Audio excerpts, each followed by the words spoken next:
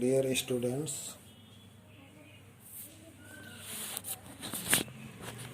मैं रामपाल मीणा से आचार्य इतिहास LBS गवर्नमेंट कॉलेज कोटपुतली।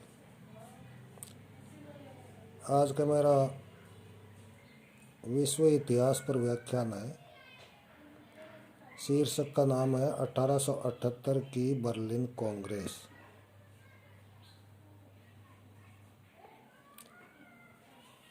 सन 1878 की बर्लिन कांग्रेस तुर्की साम्राज्य के बिखराव तथा रूस एवं ऑस्ट्रिया की साम्राज्यवादी नीति का परिणाम थी। 1870 ईस्वी के फ्रांस प्रशा युद्ध से लाभ उठाते हुए रूस ने पेरिस की संधि की उस व्यवस्था को मानने से इनकार कर दिया जिसके द्वारा काला सागर में उसकी सैन्य गतिविधियों पर प्रतिबंध लगाया गया था।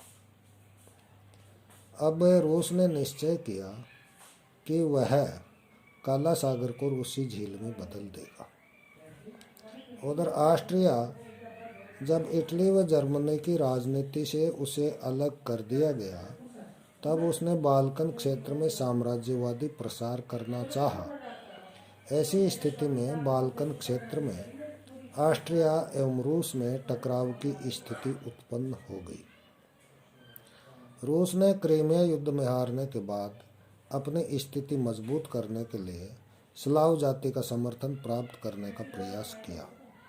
उसने बाल्कन राज्यों के सभी स्लावों को संगठित करने के उद्देश्य से मॉस्को में एक सर्व स्लाव सम्मेलन 1867 ईस्वी में आयोजित किया। इस सम्मेलन का उद्देश्य सभी स्लाव लोगों को संगठित कर तुर्की साम्राज्य के विरुद्ध विद्रोह करवाना था।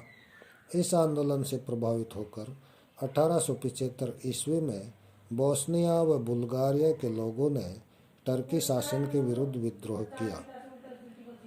अतः तुर्की ने निर्दयतापूर्वक इस विद्रोह को कुचलने का प्रयास किया। ऐसी स्थिति में रूस ने बोस्निया के पक्ष में हस्तक्षेप किया और तुर्की के विरुद्ध युद्ध की घोषणा कर दी। रूस ने तुर्की को पराजित कर सान स्टेफिनो की संधि थोप दी। इसके तहत तुर्की के कुछ क्षेत्रों पर रूस का अधिकार हुआ। सर्बिया और रोमानिया को पूर्ण स्वतंत्र राज्य मान लिया गया और एक नए स्वतंत्र राज्य बुल्गारिया का निर्माण हुआ। लेकिन सान स्टेफिनो की संधि की शर्तें इंग्लैंड और ऑस्ट्रिया को मान्य नहीं थी क्योंकि इससे उनके हितों को चोट पहुंचती थी।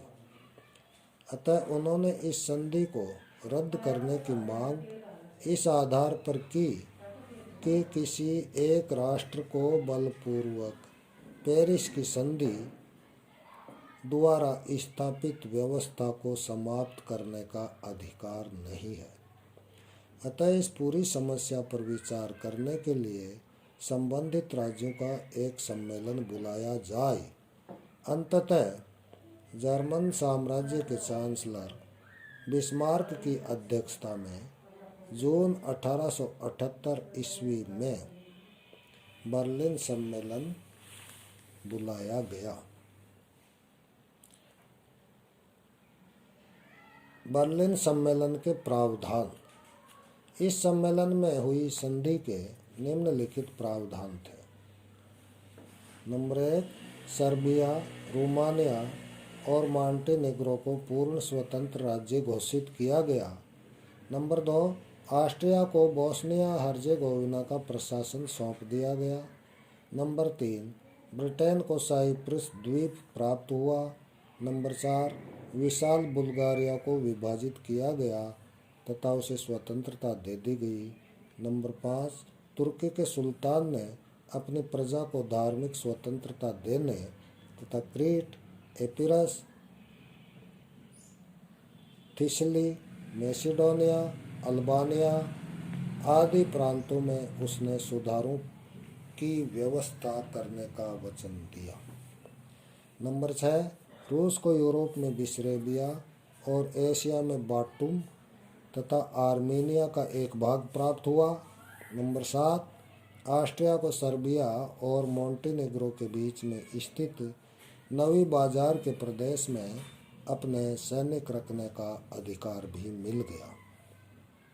सर्बिया तथा मॉन्टेनेग्रो को इस प्रबंध से असंतोष हुआ, क्योंकि वे एक दूसरे से सदा के लिए पृथक हो गए। नंबर 8, रोमानिया को डोब्रूजा का प्रांत प्राप्त हुआ। ये बर्लिन सम्मेलन के मुख्य प्रावधान थे।